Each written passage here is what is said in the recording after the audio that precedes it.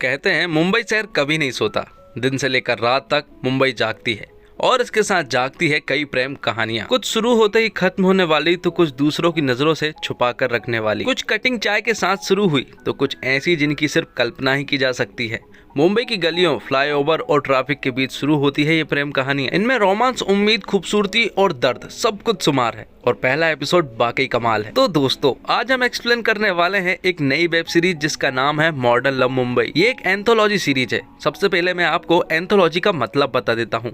Anthology का मतलब होता है किसी एक फिल्म या फिर किसी एक सीरीज में एक से ज्यादा स्टोरी का रहना और इन स्टोरी का आपस में कोई भी कनेक्शन ना रहना, इसे एंथोलॉजी कहते हैं। तो सबसे पहला एपिसोड है रात रानी, जिसे सोनाली बोस ने डायरेक्ट किया है। तो कहानी शुरू होती है मुंबई में रहने वाली लाली और उसके शौहर लुत्फी से। मुंबई में किसी के भरोसे अपनी जिंदगी शुरू करने का ख्वाब ही कितना फिल्मी लगता है और ये लाली की कहानी बताती है। किसी दूसरे के कंधे पर सिर रखकर रोने का सहारा तक ये शहर अक्सर नहीं देता। लाली घर से भागती है क्योंकि उसे अपने पति के साथ रहना है। वह दोनों भागकर मुंबई आए हैं और यहाँ पर लाली के कुछ छोटे छोटे सपने हैं और इन छोटे छोटे सपने को पूरा करने में उसके पति को शर्मिंदगी महसूस होती है। दरअसल लाली के कुछ छोटे छोटे सपने यूं हैं कि उसे तो सीलिंग वाले फ्लाईओवर से गुजरना है, लेकिन वहाँ पर सिर्फ 4 व्हीलर ही अलाउड है। लाली को आइसक्रीम खाना भी बहुत पसंद है, इसलिए वह अक्सर अपने पति से आइसक्रीम मंगवाती रहती है। लुत्फी भी हमेशा आइसक्रीम लाता रहता है, लेकिन उसने आज तक कभी टेस्ट नहीं की है। लाली को यूं तो आइसक्रीम खाना पसंद है, लेकिन उसे सिर्फ अपने पति लुत्फी के साथ ही खाना पसंद है, भले ही वह नहीं खाता। और जब लाली आइसक्रीम खा ही रही होती है कि तभी लुत्फी उससे कहता है कि उसे मजा नहीं आ रहा है। लुत्फी का इंटेंशन एकदम साफ था कि उसे उसके साथ नहीं रहना है, लेकिन लाली ये समझ नहीं पाती है और उसके सामने मजा दिलाने के लिए डांस करने लगती है। सबसे पहले तो वो लाली को ये सब करने से रोकता है, लेकिन वह लाली से ये नहीं कह पाता है कि वह उसे छोड़ना चाहता है। अब अगले दिन मॉर्निंग के सीन में हम देखते हैं कि लाली जब सो रही होती है और जब वह अपने बाजू में देखती है कि लुत्फी तो है ही नहीं, तो वह लुत्फी को ढूंढने लगती है, लेकिन लुत्फी कहीं भी नजर नहीं आ रहा था। लुत्फी ने अपना स्कूटर उठाकर कहीं चला गया है और जाते जाते उसने एक चिट्ठी भी साइकिल पर छोड़ी थी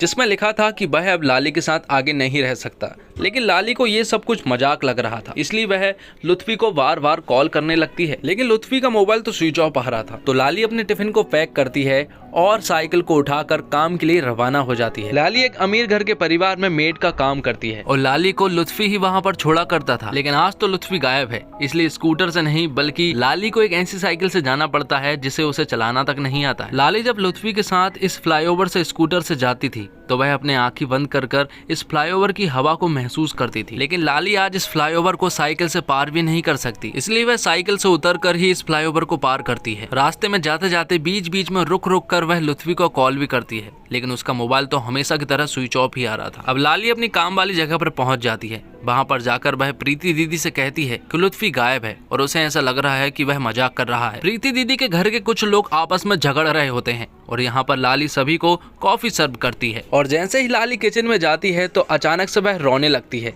इसलिए सभी लोग दौड़ते हुए उसके पास पहुंचते हैं। दरअसल लाली ने जब उस चिट्ठी को फिर से पढ़ा तो उसे महसूस हुआ कि लुत्फी अब वापस नहीं आने वाला, इसलिए वह रोते हुए उनसे कहती है कि वह लुत्फी के बिना नहीं रह सकती क्योंकि वही एक लौता उसका सहारा है। लाली घर जाते समय फ्लाईओवर के कोने पे बैठ जाती और लुत्फी का इंतजार करती, लेकिन लुत्फी तो नहीं आता और लाली को आदत लग चुकी है कि फ्लाईओवर तो उसे साइकिल से क्रॉस नहीं होगा, इसलिए लाली साइकिल से उतरकर पैदल चलकर ही फ्लाईओवर को पार करती है। जिसके बाद जब वह घर आती है तो वह तो पूरी तरह से सौगडी रह जाती है क्योंकि उसकी घर की छत टूट चुकी थी, इसलिए उसे टूटी हुई छत में ही रात भर सोना पड़ता है। और जब वह अगली सुबह जागती है तो वह सबसे पहले अपनी ही बस्ती के नजरुल चाचा के पास जाती है। नजरुल चाचा एक कारीगर है, इसलिए लाली अपनी छत ठीक करवाने के लिए नजरुल चाचा को अपनी साइकिल पर बिठाकर अपने घर लाती है। यहाँ पर जब नजरुल चाचा छत को चेक करते हैं तो नजरुल चाचा लाली को बताते हैं कि इस छत को ठीक करने में 20,000 रुपए का खर्चा आएगा, जो कि लाली के बजट से तो ऊपर ही था, इसलिए वह उनसे कहती है कि वह इस छत को बाद में ठीक करवाएगी, तब तक वह इसे एक चादर से कवर कर दे, इसलिए वह उस छत को एक चादर से कवर कर देते हैं। जिसके बाद लाली फिर से लुत्फी के पास कॉल करती है और इस बार लुत्फी कॉल रिसीव भी कर लेता है।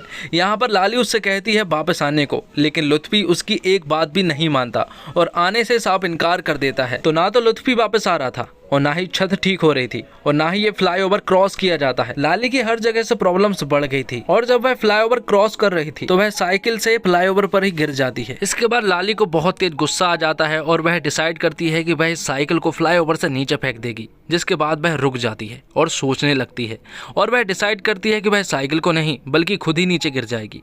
और जब वह नीचे कूदने ही वाली होती है कि तभी उसका सूट उसी की साइकिल के ब्रेक में फंस जाता है और वह रुक जाती है। मतलब लाली की जान तो उसकी साइकिल ने ही बचाई थी, इसलिए वह उससे लिपट कर रोने लगती है। अगले दिन लाली फ्लाईओवर को पार करने की एक और कोशिश करती है और इस कोशिश में वह सफल भी हो जाती है। फ्लाईओवर को पार करने में उसे इतनी खुशी हो रही थी जितनी लुत्फी के मिलने पर भी नहीं होती। लाली यहाँ पर बहुत ही ज्यादा खुश होती है और फ्लाईओवर पर ही वह नाचने लगती है। अब लाली ने किसी तरह से लुत्फी का एड्रेस पता कर लिया था, जहाँ पर वह सिक्योरिटी गार्ड का काम किया करता था।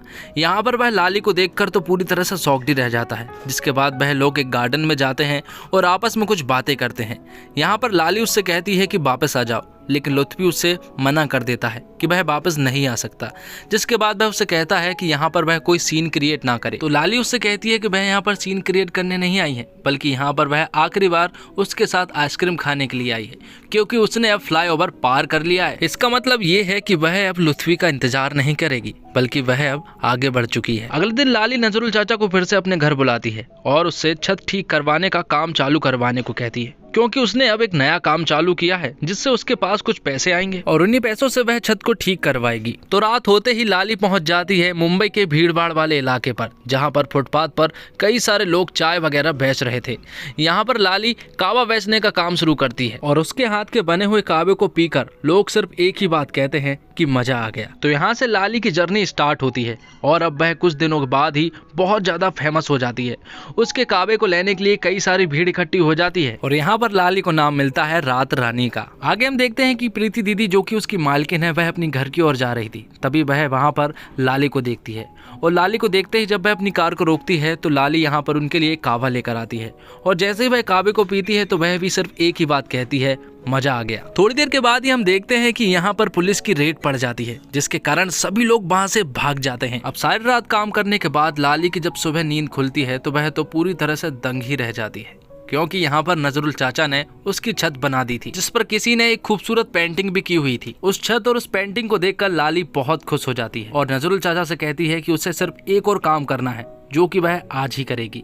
दरअसल उसे सीलिंग वाले फ्लाईओवर से गुजरना है, जहां पर सिर्फ 4 व्हीलर ही अलाउड है, मतलब कि 2 व्हीलर और साइकिल तो बिल्कुल भी अलाउड नहीं है। इसके बावजूद यहाँ पर वह साइकिल लेकर जाना चाहती है। यहाँ पर खड़ा एक पुलिस वाला दस्तक दे रहा होता है कि कोई यहाँ से 2 व्हीलर लेकर ना जाए और जैसे ही वह पुलिस वाला इधर उधर होता है कि लाली अपनी साइकिल उठाती है और फ्लाईओवर की तरफ बढ़ने लगती है। तो दोस्तों, रात रानी दूसरों पर डिपेंड हमारी खुशी के मिथक को तोड़ती है और उसे व्यक्तित्व बनाती है। फातिमा शेख ने शायद अब तक के करियर का सबसे शानदार काम किया है, अगर एक आध जगह को जाने दे तो ऐसी परफॉर्मेंस को ही एक्स्ट्रा ऑर्डिनरी कहा जाता है। उन्होंने पूरे एपिसोड को अपने कंधे पर उठाया है। तो उम्मीद करता हूँ दोस्तों आपको ये वीडियो पसंद आई होगी। वीडियो पसंद आई हो तो वीडियो को लाइक जरूर कीजिएगा और चैनल को भी जरूर से जरूर सब्सक्राइब कीजिएगा, ताकि आपको इसी तरह के लेटेस्ट और फ्रेश कंटेंट मिलते रहे। साथ ही आप हमें कमेंट करके ये भी बता सकते हैं कि आपको ये एपिसोड कैसा लगा। धन्यवाद दोस्तों, जय हिंद, जय भारत।